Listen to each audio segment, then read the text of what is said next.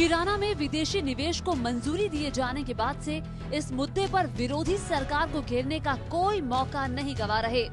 केंद्र की यूपीए सरकार से समर्थन वापस लेने के बाद टीएमसी प्रमुख ममता बनर्जी ने एफडीआई के मुद्दे पर चिट्ठियों का हवाला देते हुए प्रधानमंत्री मनमोहन सिंह को कटघरे में खड़ा करने की कोशिश की है।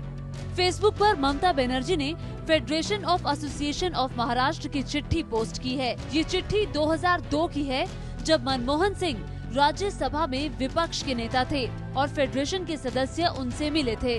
फेडरेशन ने दिसंबर 2004 में चिट्ठी लिखकर मनमोहन सिंह को याद दिलाया था कि आपने 2002 में हुई मुलाकात के दौरान ये कहा था कि किराना कारोबार में एफडीआई नहीं होना चाहिए। हमें ऐसे सुधार नहीं चाहिए जिनसे रोजगार के अवसर बढ़ने की बजाय घटे।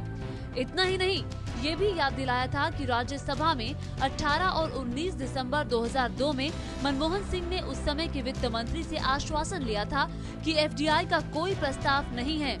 2002 में एनडीए की सरकार थी।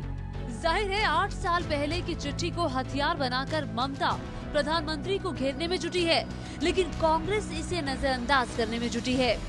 प्रधानमंत्री ने कहा होगा कि ऐसे कदम नहीं उठाने चाहिए जिससे नौकरियों में इजाफा ना हो। ये जरूरी नहीं कि एफडीआई के बारे में कहा हो। अगर कोई चिट्ठी किसी ने लिखी कि आपने ऐसा कहा था, प्रधानमंत्री का कोई बयान हो, प्रधानमंत्री ने कहीं कोई चिट्ठी लिखी हो, तब तो मेरी समझ में आता है ये बात। कोई आदमी चिट्ठी लिख रहा है प्रधानमंत्री को और उस पे आप मुझसे कहें कि मैं यकीन कर लूं, कैसे देश के लोग यकीन करें? कांग्रेस भले कुछ भी सफाई दे, लेकिन ममता ने फेसबुक पर ही एक और चिट्ठी पोस्ट की है जो 2002 में प्रधानमंत्री की ओर से फेडरेशन को लिखी गई थी। ममता ने इसके जरिए ये साबित करने की कोशिश की है कि मनमोहन सिंह लिखित तौर पर भी एफडीआई के साथ नहीं थे।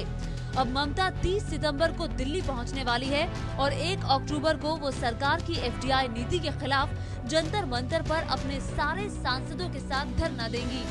लेकिन उससे पहले आज दिल्ली में ही भारतीय मजदूर संघ एफडीआई समेत सरकार की मजदूर विरोधी नीतियों के खिलाफ हल्ला बोलने जा रहा है। रामलीला मैदान में आज होने वाली इस रैली में करीब 1 लाख मजदूरों के साथ ही बीजेपी के तमाम बड़े नेताओं के शामिल होने की उम्मीद है।